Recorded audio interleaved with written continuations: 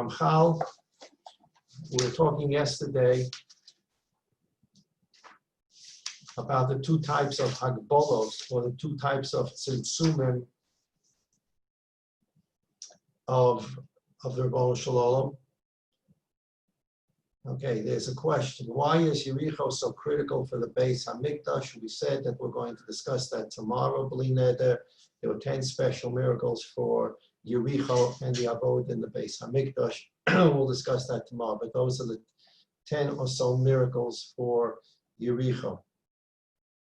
Obviously, we mentioned the importance of Yericho as being the first city conquered by the Jews when they entered Eretz Yisrael. So the Ramchal taught us yesterday about the two hagbolos, the two sets of restraints, or the two tzimtzumim of the Rebbeinu Shalom. The two tzimtzumim are, first of all, the Rebbeinu Shalom did not create the world in his perfect image. God's the ultimate in perfection. We talked about that yesterday. God is a pashut. God is very simple. Man is complex. Man's moods change. Man has eyes through which he sees, ears through which he hears, a nose through which he smells, a tongue through which he tastes it. A human being is a complex machine with all the pieces need to have to function together, and that's the reason, because of the complexity of the component parts. The Rambam teaches us in Hilchos Yisod HaTorah, that's why ultimately man dies. Everything that's made up of component parts will decompose. Decompose. The Rebbeinu Shalom is not made up of component parts. He's echad, yochad, and miyuchad. He sees. How does God see? He sees. God sees. How does he hear? God hears. There's no part of God that sees or part of God that hears. God is a pashut. He's a perfect, simple unity. First thing, tzimtzum, is God did not create himself. Meaning God did not take his perfection and create man to be his image of self-perfection. Man is not perfect. That's number one. So we're not mirror images of God. We're Tselem Elokim, but we're not images of God's perfection in any which way, and never will be. Even when Mashiach comes and the world gets perfected, there is no connection whatsoever in any way between that human perfection and the Rebbeinu Shalom. Zero connection. That's Tzimtzum 1. God restrained his power. He could have created man in his perfect image. He didn't. So man is now not God.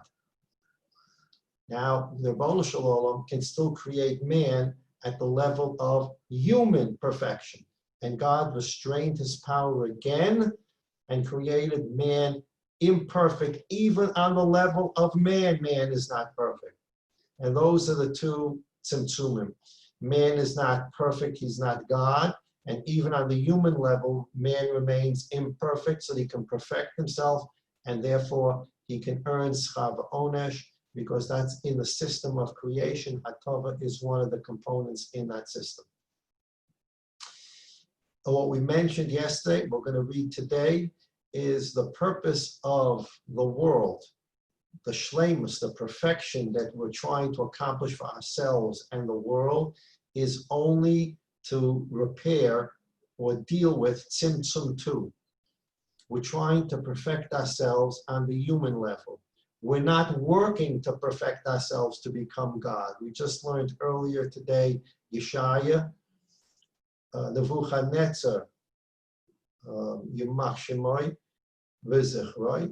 Nebuchadnezzar was ruthless, cruel. He thought he was going to build himself a palace in heaven because, as Rashi told us, human beings are too little for him. He's too great. He needs a palace in heaven.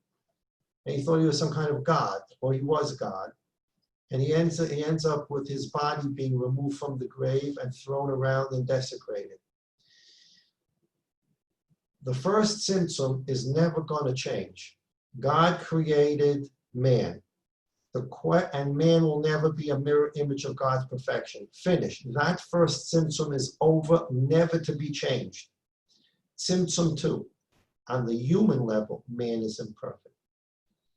On that level, man can work to perfect himself. Man can work to perfect the world. He becomes a perfect human being, which is working in the second tzimtzum. but never ever getting to working to the first symptom where you're going to try to be perfect like God. Not possible, never going to happen, even when the world comes to a state of perfection with Mashiach ben Yameinu. It's not going to have anything to do with God's perfection. It's a human perfection. Therefore, the Ramchal, through the Seichel, is answering the Neshama.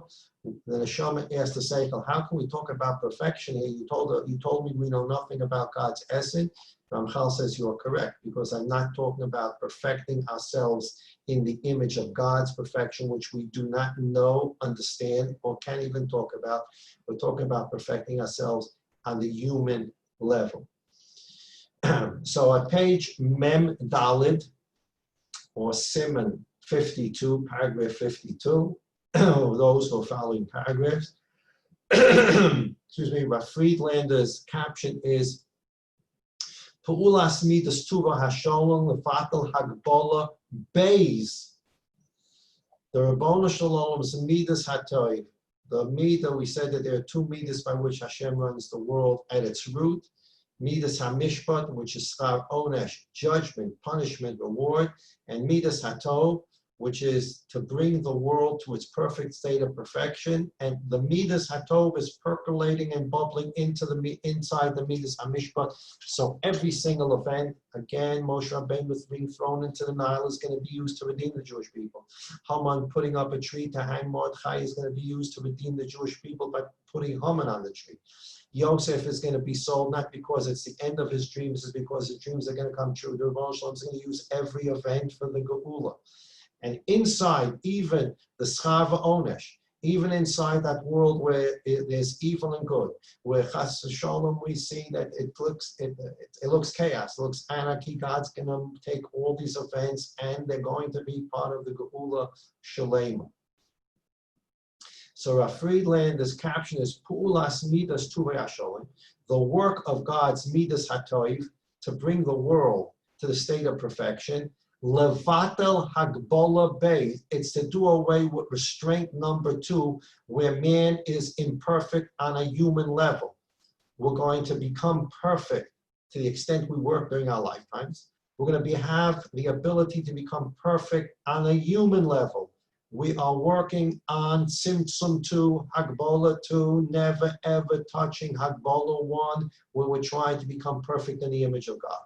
Lahavi Hamaisim L'dei Shleimus, to bring all creation to Shleimus, to ultimate perfection. Omnam, however, Lefi Arkeinu, it's all according to the human level. Ramchal. For Omnam Lo Ratzah Kol Panim Lo Necher Lo Mekach. Rebbeinu Shalom doesn't want to leave his world as it is with this evil and good reward and punishment. We talked about this extensively with the 6,000-year expiration date. We're working towards it, but the Rebbeinu Shalom says, I'm going to give you X amount of time to get it done, then I'm going to impose my will. God doesn't want this to always happen. And we talked about this at length. The Rebbeinu Shalom can keep this going on for eternity and perpetuity. People will keep on being born. There will be tzaddikim, and they can go to Gan Eden. They can enjoy Gan Eden forever. Rishoyim, unfortunately, they'll go to Gehenna. They'll be in Gehenna for whatever amount of time, or maybe forever, whatever the state of that Russia is. And this can go on forever. Just keep on going on. The good will be rewarded. The bad will be punished, and keep on doing this. Because that's not the tachlis of the world. Tachlis of the world is not to keep on rewarding and punishing. The tachlis of the world is to get to a state of perfection, which we call the Gilui HaYichud. Because if the purpose of the world was just to reward and punish, to do good for people, keep this going forever. Why does it have to have a 6,000-year expiration date? Because that's not the tachlis of the world. The Rebbeinu Shalom put an expiration date because he wants this process to finish. And that's the process of us trying to bring about the Gilui HaYichud and the shleimus of the world. And when we do that which we are supposed to do to the level we're supposed to do it, the Rebbeinu Shalom sends Mashiach to finish the job. So the Rebbeinu Shalom doesn't want the situation to continue forever with good and bad in the world, punishment, reward. There's a goal here that needs to be done, and this process will come to an end. Ela mitam tuvei hagodol hayalosim hanhoga achas ve'etza muka l'saviv kol advar mitoch hatova ra'atzmo ela tikkun hasholom hashach limotzi b'hem. The process here is a process of bringing the world to its perfection through every event. The Tov and the Ra, every event, God is not going to trash an event and say, nah, this never needed to happen. Remember, God is running the world. He's running the hurricanes, he's running the tornadoes, he's running everything. He's running the corona, he's running the riots, he's running the statues being thrown down, he's running everything in the world, and we can't understand why all this is happening. So chas v'sholom, to think that L'asad Lavai, the Rebbeinu Shalom, is going to say, listen, I got to tell you something. That whole business that was going on in America, where they were throwing down statues and they were burning down Manhattan, we're going to just trash that piece of history. It really was a necessary piece of history. We could have done without it. The history from creation until Mashiach, those couple of pieces were not necessary. We can get rid of them. Chas v'sholom. And nothing happens in the world that the Rebbeinu Shalom is not doing for a specific purpose.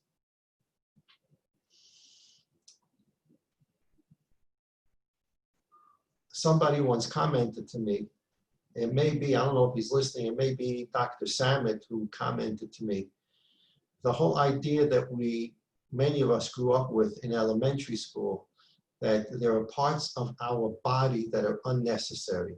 You can have them removed, it wouldn't make any difference anyways. Your appendix, your molars, whatever, there are all kinds of things. And you really don't need your appendix. Okay, you have it in there. Your tonsils, nobody needs their tonsils. If the tonsils get infected, you remove it, not a big deal. Maybe you should even take it out before they're infected so you don't have to deal with it later. Why don't you have your appendix taken out? This way you don't have to worry about it ever getting sick from your appendix. They're just parts of the body that have no purpose. And this idea was not a healthy idea for us to grow up with, because it meant that the Rebbeinu Shalom created a human being, and whether we're going to call it evolve, man has evolved to the point where he doesn't need different parts of his body. Chas v'sholom. This whole idea of a purposelessness, there are things that man has, parts of the human body that have no purpose. Poisoned our minds, whether consciously or subconsciously, with the idea that there's purposelessness in creation. There are parts of my body that serve no purpose. There are events in the world that serve no purpose. You can trash your appendix and tonsils, and you can trash different world events. They're not important. They're not part of a greater plan. Your appendix is not part of the greater plan of the human body, and corona is not part of a greater plan of the Rebbeinu Shalom. Or the BLM are not part of a greater plan of the Rebbeinu Shalom. V'chulu v'chulu. We're going to take those things and get rid of it. It's purposeless. Everything has a purpose. The Rebbeinu Shalom created, the Rebbeinu Shalom guides, and everything has a purpose. And even the tree that Haman put up, and even selling Yosef, and even putting Moshe in the Nile, even those kind of events that seem we're going downhill, the Rebbeinu Shalom crafts them. And these are events that are going to change Jewish history for the better. So even these events that seem to us to be Ra, the Rebbeinu Shalom is going to use them all to bring about the ultimate shleimus of the Bria.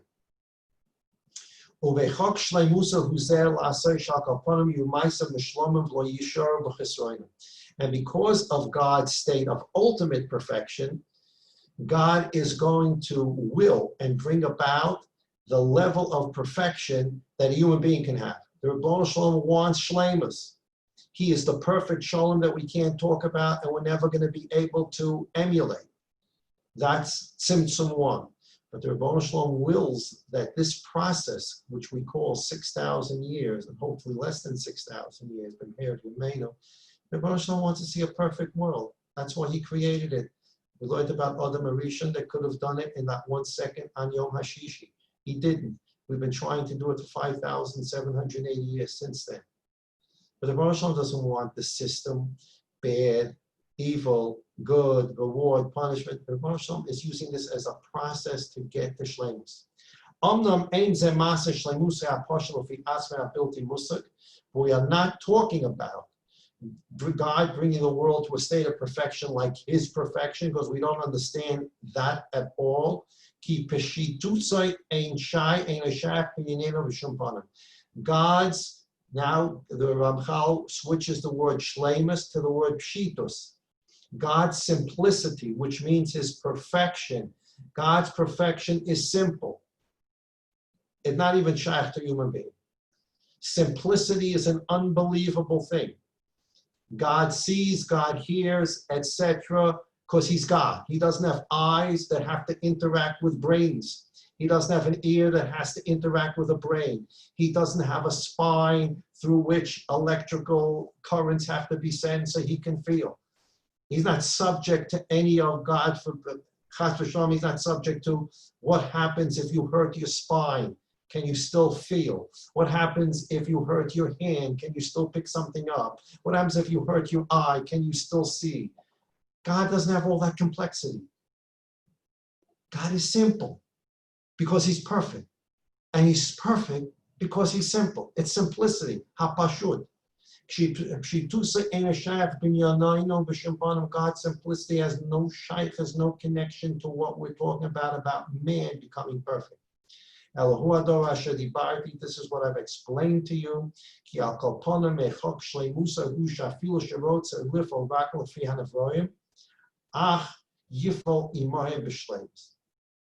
This is what I explained to you, that on God's level of perfection, he wants to have a Bria that's perfect. It's not going to be God perfection perfect, but it's going to be human perfection perfect. And God is using this process to allow human beings to move forward and become perfect human beings. V'zehu mokar ha'hanhaga. This is the very, very deep root, the mokar, the actual source of the hanhaga of Toiv, the hanhaga of Yichud, the hanhaga of Shleimus, is to bring the whole world to perfection on the human level. And this is a very, very deep plan. This is something only God can understand, conceive of, and actually administer. This kind of plan where Moshe is thrown into the Nile in order to kill him. Paro said, all the boys go into the Nile because there's a Jewish boy that's supposed to take the Jews out of Mitzrayim. And Paro says, that shall never happen. Jews are never leaving Mitzrayim. The boys get killed in the Nile. So Moshe gets thrown into the Nile. Batya picks him up and brings him into Paro's palace so that the Jews can go out of Mitzrayim.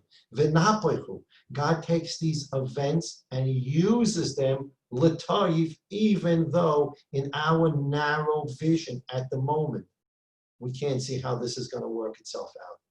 God is taking every event, not trashing a single event, and every event is going to make a perfect puzzle of human history.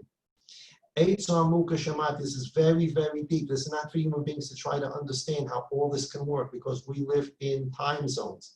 But when you put past, present, future all together in one picture, one puzzle, you see how all the puzzle pieces perfectly fit together. And we're going to see this La'asad Lavai when Mashiach, as the Ramchal says, and I repeat this many times, it's the words of Ramchal, Pore Simla, God will open up the curtains and we can see past, present, and future, to the extent that at that point we need to see the future.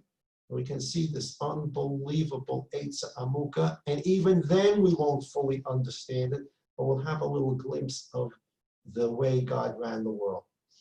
Hamasabebes umamsheches es hakol l'tikkun hagomer. Sibuv, God's turning gears and turning events one into the other, to bring about that perfect world that we're working on. And to the extent we work on it, he helps us finish the process of that perfection. All those here that need Refuah should have Refuahs, all those here that need Yeshua should have Yeshuas, all the here that need Nechamas should have Nechamas. Yeshuas, Refuahs, Nechamas only come from the Rebbeinu Shalom, the Echad, Yachad, and Yuchad. They come when he wants, how he wants, through the Shliach that he wants, the doctor, whoever it may be. They're working, and we're makid toiv to all these people. We have to remember that they come, all of it comes from the original source, which is the Rebbeinu Shalom. And when we think about that, we go to the doctor, we go here, we go there, wherever we need to go, and we think that this person is helping me, but ultimately it's going to come from the Rebbeinu Shalom. That itself is a personal Gili Hayichud that helps the person and helps the whole world. We're going to take a look, we'll take a look at it right now. Just a short line at the bottom of page Mem Daled, footnote 89 of our Friedlander. Gam zemi mida shleimusai shanhogas hatoy v'hara atzma tetuken al yidei shetishamish kem tzoy lahavi es ha'olam el hatikkun. We'll see another footnote tomorrow. When a person works on his own Gilui Hayichud, he's not only perfecting himself, he's affecting the whole world around him, whether a person understands that or not. We'll continue tomorrow. Again, everybody make the right decisions to keep yourselves healthy, age group, medical conditions, do the right things according to what you believe, what your doctor tells you. Don't become a machmir in these things. The biggest right chumrah is to be machmir in your health. That's where the chumras belong. The chumras belong to make sure you're healthy, to continue learning and doing mitzvahs. That's where you need to be machmir. That's what the Rebbe Shalom wants. He wants healthy, happy, choose. Everybody have a wonderful day. Mitzvah will begin tomorrow at 10 a.m. Sei gesund.